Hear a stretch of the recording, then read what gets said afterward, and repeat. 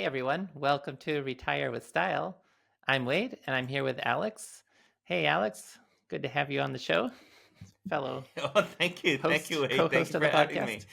podcast. Absolutely.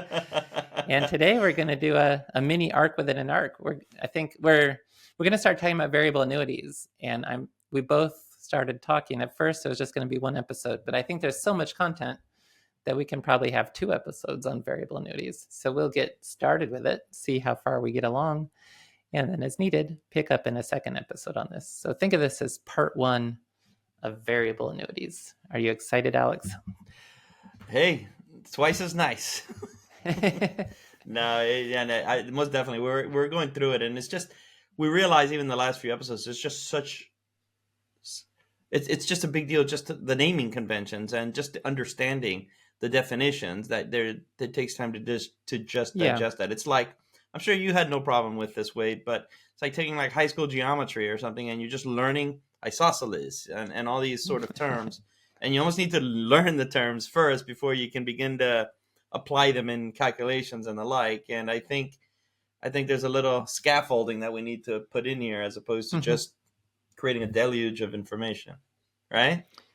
Yeah, fair enough. And that's going to be another issue as we start talking about variable annuities that and this came up at the Alliance for Lifetime Income Summit, but it's something I've been thinking a long time. There's no standardization, even with the terms. So we'll be using one set of terms in this, but we'll have to point out that these go by a lot of other names at different insurance companies. And it's just a matter of every company is looking for an edge in how they market the products they create. So there's no universal or standardized way to talk about any of this either, but we'll do the best we can I, to give everyone a good overview. And that does require introducing even more vocabulary into the I, conversation as well. I think the cynic can say, "Oh, is the obfuscation done so there's pricing advantages, sort of taking advantage of the consumer and the like." I mean, maybe there's some of that. It's hard to. I don't think someone gets in a room and decides how are we going to confuse folks. But I do think what happens, unlike let's say stocks or mutual funds, is that these are all annuities are effectively individual contracts and individual contracts run by individual companies, and so they each have some idiosyncratic Mm-hmm. workflow within their companies that different than others. There's no like stock exchange clearinghouse where you put a bid, ask spread, there's a price, Right. and things are bought or sold. It doesn't function like that. Remember, these are ultimately contracts, and so that just brings in a whole host of considerations that are specific to each firm. Wouldn't you say? Wait, I think it has more to do with that than anything. Yeah, yeah. And that's where as well, it's just a matter of company A thinks a better term to use is X. Company Y thinks a better term to use is Z. And so it's just, there isn't standardization, but there isn't, you're right, no central clearinghouse. It really is up to each company to develop the contract in the manner that they think is most appropriate. And with that, And we with enter that the sort of line, the caveat, land of elucidation. Right, that's right, right. Wade. Right. And fire, so fire away, boss. Huh? so the episode's about variable annuities, but to be more precise, we're talking about deferred variable annuities, which flashback from previous episodes, what does that mean, Alex? Oh my goodness, I'm having flashbacks to Mary Beth and the Social Security quizzes. No, no. Effectively, the term an immediate income annuity. That I mean, an income annuity. They're immediately annuitized, right? So, Mm-hmm. single premium, immediate annuity. You're receiving the payments at that point, but it's been annuitized. A deferred income annuity. It's annuitized the moment you sign that contract, but you're just receiving the payments later. Mm-hmm. Here, a deferred annuity, with guaranteed living withdrawal benefits and the like, it has not been annuitized, Right. That's and the that's key. something that's very, very important. And this actually, my first time around, I remember this when I was studying this years ago. The first time around, and you start hearing this, it hit me afterwards. Like, oh, they're not annuitized. I get it now. It takes a while, Mm-hmm. especially as income comes in from the writer. So these deferred annuities follow the English convention of the word deferred annuities in the sense that they're not annuitized yet. Did I That's right. pass?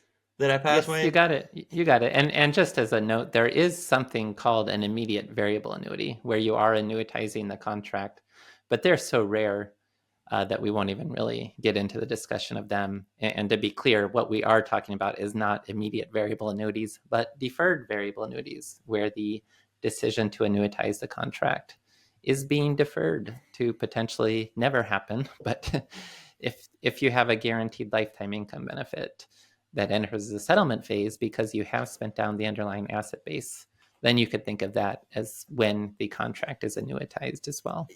Exactly. It's almost like in these manner in these sort of contracts, they're annuitized when things have gone, when they're in the money, if you will. You'll get into that. I don't want to get ahead and go off on the topic, but I would say this. I know DPL does this survey of advisors, and they ask them questions like this, and many advisors get this wrong. And so it's one of these weird things. It's almost like I think they study for it to get their certifications, and that's it. They move on to other things, and it's forgotten with normal decay of things. So there you have it. Kind of an Mm-hmm. interesting nugget. Yeah, yeah. And so to just be clear about, because we're talking about deferred variable annuities, these are not irrevocable decisions because annuitizing is what makes it irrevocable. You can have liquidity with a deferred variable annuity. You can access the underlying contract value. Most contracts would have some sort of free surrender where you can take a certain amount out before being hit by the surrender charges, which could exist in the early years of the contract if you want to take out more than the allowed amount. But if you're using this as a long-term tool, which you should be doing, it's not meant to be a short-term tool, you generally wouldn't have to worry about surrender charges. And otherwise, the point is these are liquid contracts. You can get your money back out of them. You're not annuitizing the contract. And in particular, in these episodes, when we talk about deferred variable annuities, we'll leave that RILA conversation to the side. We're not talking about registered index linked annuities yet. We're talking about the variable annuity with the subaccounts, where you're choosing investments underlying quote unquote mutual funds. They're not technically called mutual funds, but it's the same idea for different stock asset classes, bond asset classes, whatever is available in the universe of options you have with that contract. You're choosing the subaccounts and you have a contract value. Now, that contract value, that's the first term we're hitting here, where different companies call it different things. It may also be called an account value. I think that's the other more common term, but I tend to use as a default contract value. It's the value of the underlying assets in the contract. Wait, real quick before we get into the down and dirty, it's relevant since we set it up a little bit in the previous episode. Who would, from a RISA perspective, from a retirement income style awareness perspective, what quadrant is this hitting? Mm-hmm. We're at this point really on the right-hand side of the RISA matrix because it is the more probability based. You're going to choose sub-accounts to focus on growing the assets. And then if you add a lifetime income benefit, it is very much the heart and soul of what the risk wrap strategy is trying to do. Give you exposure to market growth, but putting a guardrail around that so that you know you have protected lifetime income, even if the markets don't cooperate and you end up spending down the underlying asset base. So risk wrap is the two Yeah, word answer to and the that. last point I would add to this, because it goes with the first episode we did, is because they're providing guardrails, you can't compare these apples to apples to mutual fund expense ratios. And we'll get into the expenses on these, but there's machinations that need to be done by the insurance companies to be able to provide these guardrails that that they go under a line item, but they're not comparable to just a mutual fund expense ratio. They're doing things to make sure that they can annuitize it if that time ever comes, and so they can also though provide these guardrails for you along the way. Mm-hmm. Right. Yeah, we will talk about fees because when you hear the idea that annuities have high fees out in the general like consumer media, generally that is a specifically referring to variable annuities as being the quote unquote high fee type of annuity. So we will be talking about fees in our conversation, but that'll be a little bit later. We got to get through all the mechanics first of what these are all about. But All yeah, right, man. you're investing in sub accounts. Open that hood. There we go. And then if you're using it as an investment only variable annuity, the idea would be you're trying to achieve tax deferral, not looking for lifetime income, but using it more as a tax play.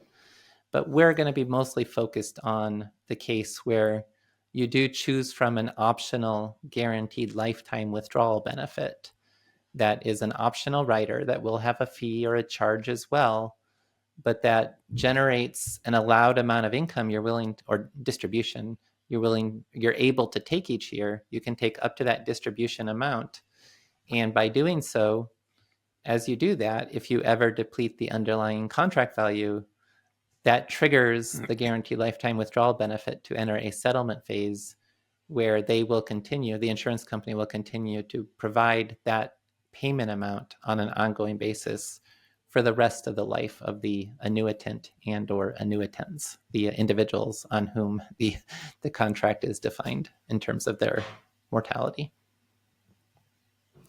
So that's the idea that we want to dig into here. Now, behaviorally, and that's when we talk about the RISA, the Retirement Income Style Awareness, we talk about risk wrap as being more of a behavioral quadrant.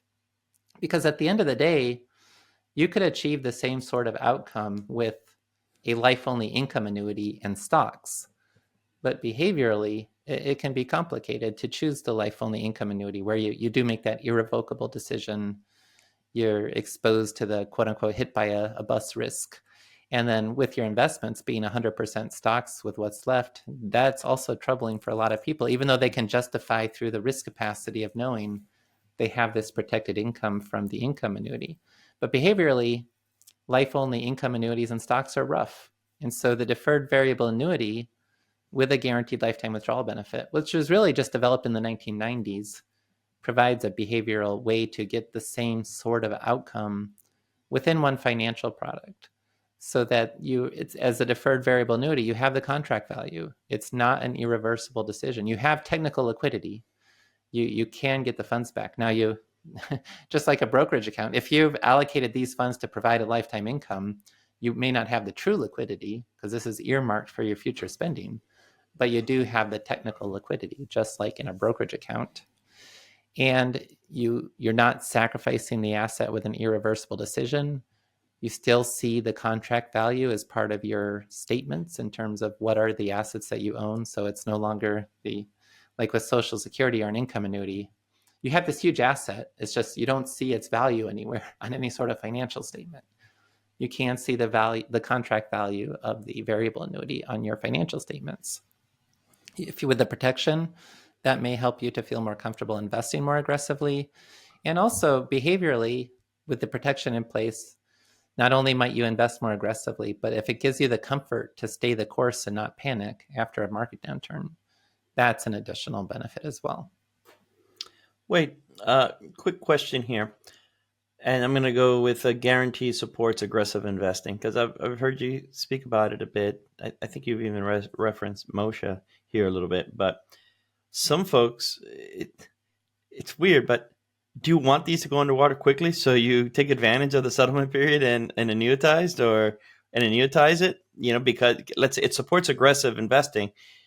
You can get the upside and the like, but some folks are saying, heck, get one that it goes underwater quickly and then you can annuitize it, which you can't guess just the same. But you follow what I'm getting at from an annuity standpoint? And it's not so much that you want it to go underwater quickly in the sense that you want the markets to tank. I mean, if the markets tank, you'll be okay, but you don't specifically want that. You'd all else the same. You'd like the markets to do well and to get growth and step-up opportunities and maybe never outlive the contract value. But the important point there is an important point, and it's if you're paying for this protection, you want to take advantage of it. And that means you want to take the allowed distribution amounts. If you're not taking the full allowed distribution amounts that the guarantee provides, you're less likely to ever deplete the underlying assets. And you're paying for insurance that you're less likely to ever need. So really the statement there that relates to what you were saying is take the distributions. The insurance companies will create different ideas that will encourage you to delay taking distributions. And that's actually what we got to get into with some of the vocabulary about roll-ups and so forth. But at the end of the day, the sooner you start taking the income, the more likely you are to benefit from the insurance, the more likely you are to deplete the underlying account through spending, and therefore trigger the settlement phase where you have this protected lifetime income. The insurance company is on the hook to provide those payments. All right. So that's right. Get your papers and pens out and start writing. Yeah, that's where we now got to talk about. So we had the deferred variable annuity. You invest in sub-accounts. Now we have to really explain what the guaranteed lifetime withdrawal benefit is all about. And that requires introducing some vocabulary. Now, one of the terms I'll use is benefit base, but this also goes by different names. It could be known as the income base. It could even be called the phantom income base, although I don't think any insurance company does that. It would be more phantom would be someone just describing what it is. But what it is, the benefit base, the term I'll use, it's this hypothetical value that's used to calculate the guaranteed income. It's not a value that you have accessible. What you have accessible is the contract value of the assets in the annuity, but the benefit base could be more than the contract value. It could have achieved new higher values well above what the underlying contract value is. You don't have access to that, but that is used in the calculation with the guaranteed lifetime withdrawal benefit to determine what your guaranteed distribution amount is. And that benefit base can grow for two different general reasons. The first is there could be a roll-up rate. And a roll-up rate is just some sort of fixed return provided each term or each year generally to grow the benefit base over time. It could be a simple or compounded return. It could even, there's some contracts that have a 10% simple return, which is just the benefit base will increase by 10% of the premium amount each year for a certain amount of time. Usually there's some sort of limitation on how long you get these roll-ups for, maybe 10 years, or it may be up to a certain age. But you got that idea. And that's where there's a lot of confusion. If I have a 10% simple roll-up rate on my annuity, that would quickly and easily be misinterpreted as my money is growing at 10% a year. That's not what it means. And to be clear, that's usually your money grows with a compounded rate of return. So that growth upon growth rather than just growth on the initial benefit base. But still, that's not what it means. This is just purely a hypothetical calculation to determine a benefit base. Your underlying contract value is not growing at the roll-up rate. It could grow by the roll-up rate, but that's a completely separate consideration. It depends on how the underlying sub-accounts are performing. Okay? And then you also have step-up opportunities. If the contract value grows to achieve a new high watermark, to actually have that contract value be worth more than the benefit base would be based on its roll-ups, then you can reset the benefit base, and usually only on whether it's an annual, monthly, daily. Annual's the most common, or quarterly. But on particular dates, you check the value of the contract. And if it's at a new high watermark level, you step up to that, and the benefit base is reset to that new high watermark level. Okay. Now, that being said, another issue is, does the contract provide stacking, which is really getting into the weeds, but it's important.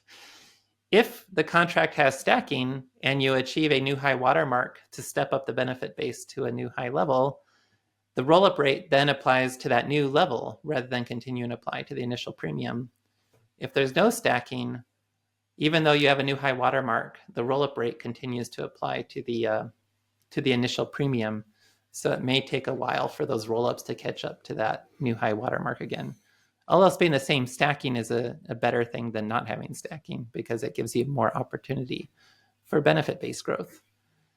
And then the final vocabulary term is just the guaranteed withdrawal rate. What's the payout schedule on this, which is usually not gender-based, but age-based.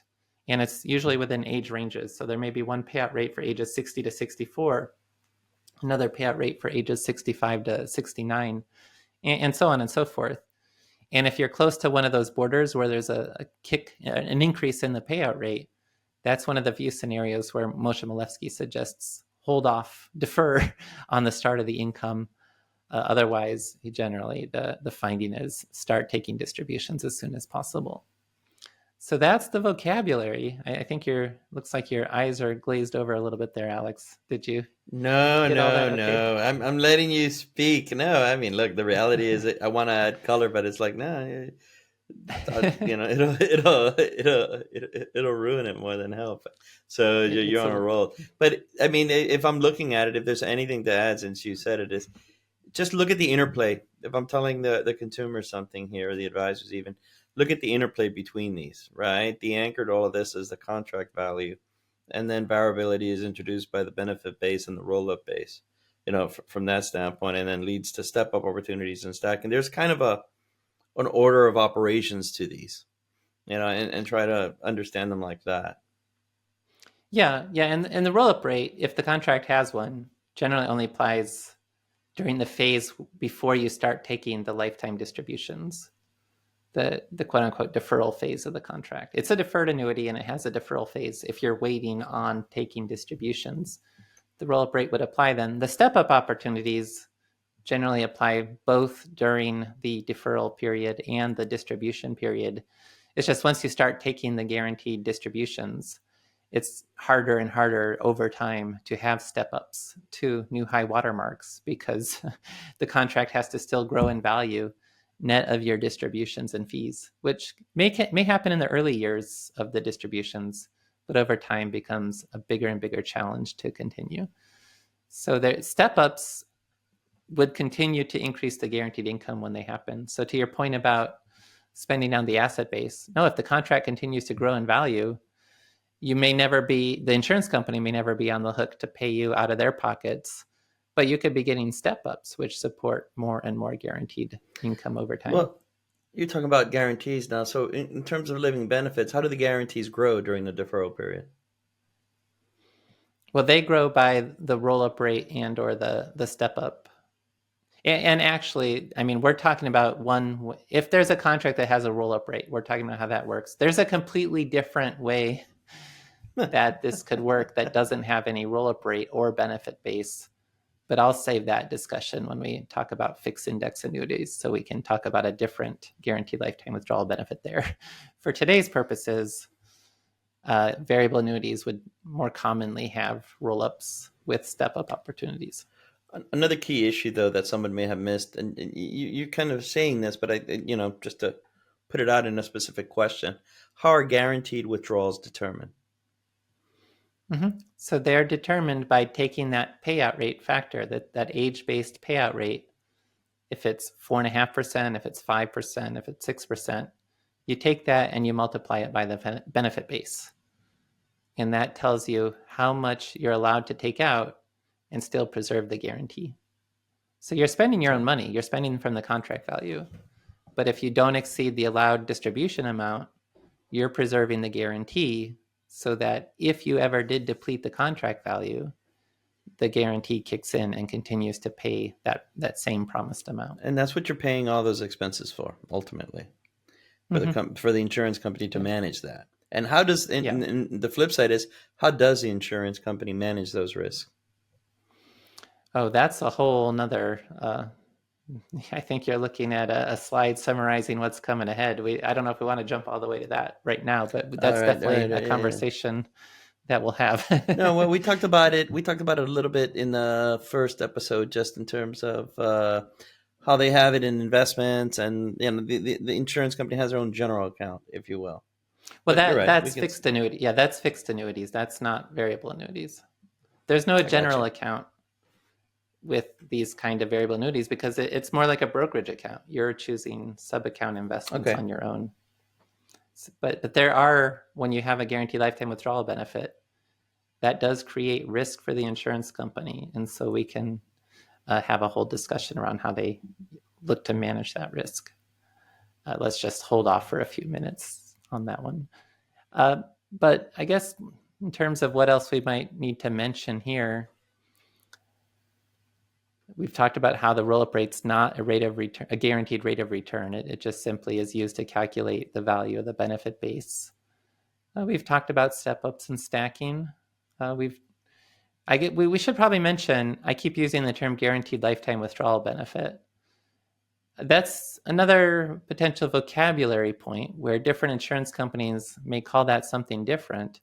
But there are different types of living benefits that are not guaranteed lifetime withdrawal benefits. So what I'm specifically talking about, a guaranteed lifetime withdrawal benefit supports a guaranteed lifetime income without annuitizing the contract. There are others. There's something called a guaranteed minimum income benefit that is just, it would require you to annuitize the contract to get the lifetime income. It's just, well, any annuity can be annuitized, but it's more, there's going to be a benefit base involved in this one, that hypothetical benefit base, that if you can grow that benefit base, when you annuitize the contract, you might get more spending than you would otherwise get from the contract value. So the guaranteed minimum income benefit just lets you annuitize and get an income based on the benefit base rather than the contract value. There's a guaranteed minimum accumulation benefit that's not related to lifetime income. It's simply providing a minimum growth rate for the underlying contract value.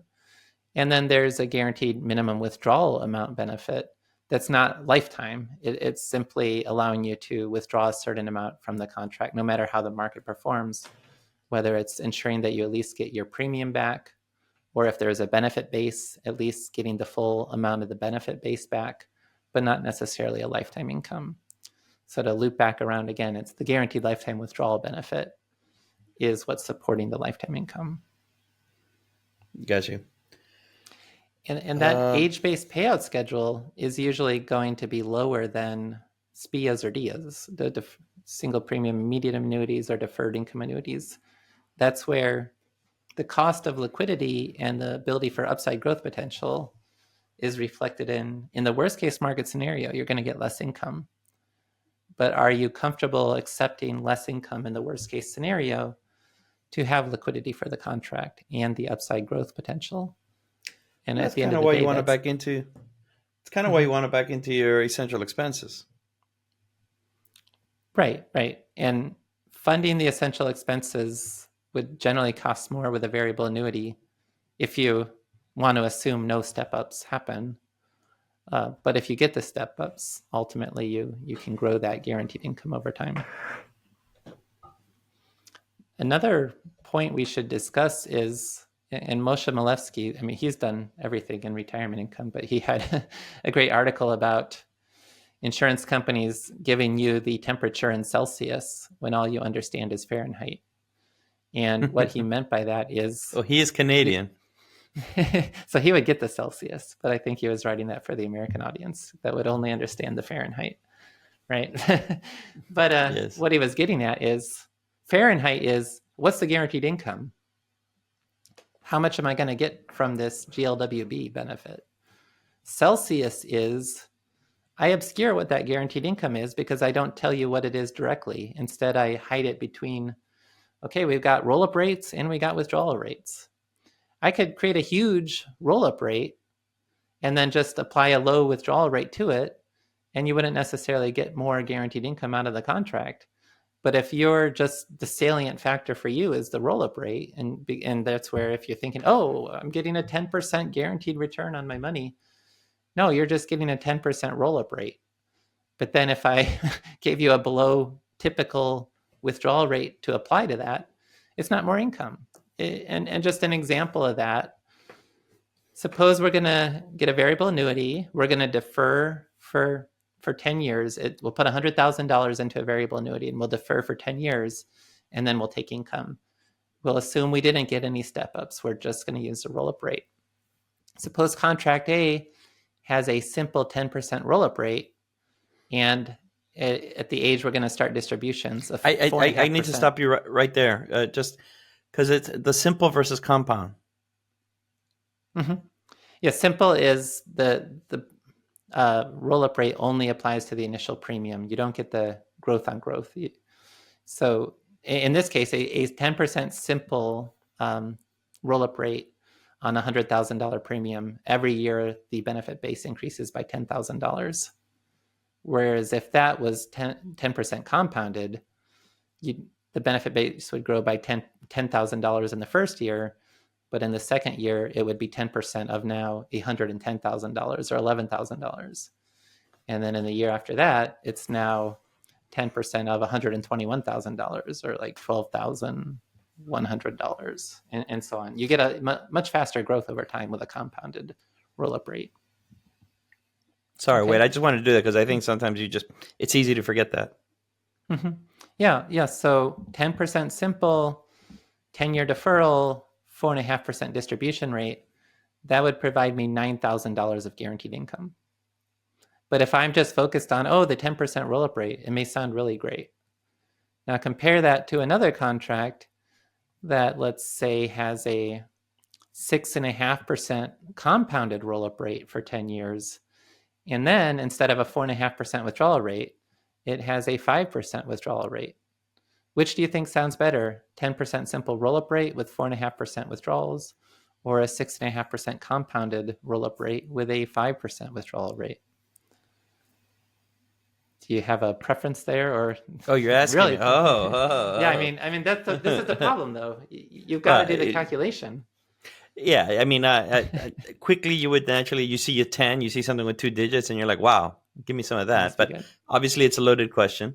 It's the second one, and not only that, it's a 6.5% compounded.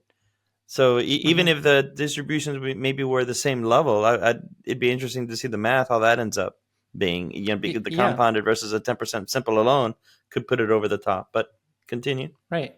So for a 10-year deferral, 6.5% compounded roll up, 5% withdrawal, that's $9,386 of guaranteed income. That's $386 more than the 10% simple and 4.5% withdrawal. So that's this idea of Fahrenheit versus Celsius. People understand what's the guaranteed income, but that gets obscured in these multi-step calculations you have to do by applying the roll-up rate and then applying the withdrawal rate to it. And that, I hope, also further illustrates the idea that I could give you a 20% roll-up rate, but if I attach that to a very low withdrawal rate, it doesn't help you. You're not going to get more guaranteed income necessarily. So the reality is the consumer needs to kind of, on an Excel spreadsheet, look at both of those variables, not just one of them. Right. And then the answer does also, we were assuming a 10-year deferral for this calculation, but if you're going to only defer for 5 years, or you're going to defer for more than 10 years, although at some point, most of the contracts will shut off the roll-up rate at some point around 10 years. But going back to the roll-up rates, go on, sorry. No, I mean, just you have to do the calculation for your scenario to see what income will be in the worst case scenario, which is just only looking at roll-ups, ignoring the idea that there could be step-up opportunities as well. And when usually are the roll-ups vested? They're usually vested on the anniversaries of or where this becomes an issue. Usually they're vested annually. And so the simple version we're talking about as well, we're generally just looking at annual opportunities for step-ups or roll-ups. But there may be some contracts where you could have even a daily roll-up rate. It's just those roll-ups don't get vested until the end of the year. That's where the vesting issue can come into play. That you may get a daily roll-up. It's just if you decide after 364 days to start your guaranteed income, those daily roll-ups wouldn't have been vested until you got to the 365th date. So if you wait another day, you get much higher income. Okay. And then the other, you want to know the term in the money, which is just if the contract value is less than the benefit base, then the contract is more valuable, all else being the same, because the potential guaranteed income as a percentage of the contract value would be higher. And that's where if you have a legacy annuity, you've got some annuity that you purchased years ago, it's possible maybe you should have never bought that. Maybe you were sold it at a chicken dinner seminar that we talked about before. But that being said, looking at it today, if the contract value is much less than the benefit base, there may be no better option out there. This, relative to where you are today, it could be a good deal for you. Maybe you should have never entered into it, but that doesn't mean you should give it up as soon as you learn this. When Yeah, the and contract's in the money, it makes it valuable potentially. what you're saying is the market machinations have happened that you can't get that type of benefit in the open market anymore.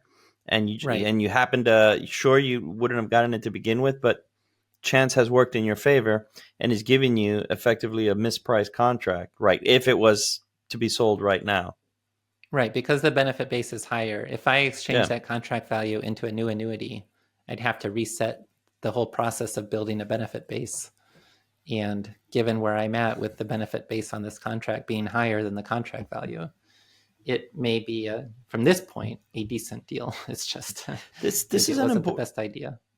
I think this is an important point because I think even at McLean, or sometimes folks come in with annuities, and let's say there's an advisor that's a fee only advisor or something like that, looks at this and automatically they want to flip out of that. They want to do something to sort of just blow it up, even because philosophically they don't believe in annuities or whatnot. I I think it's a buyer beware. It's not just a, yeah, let's get out of this and move on. It could actually happen to be a very good option for that person because of this mispricing. Mm-hmm. Mm-hmm. And then another point is just on the death benefit side, the standard death benefit is usually the contract value is the death benefit. If there's still money in the contract, that's the death benefit. You can also add optional death benefit riders, which would give you more of a supersized death benefit. One example might be as long as there's at least $1 in the contract, you'll get the whole initial premium returned as a death benefit.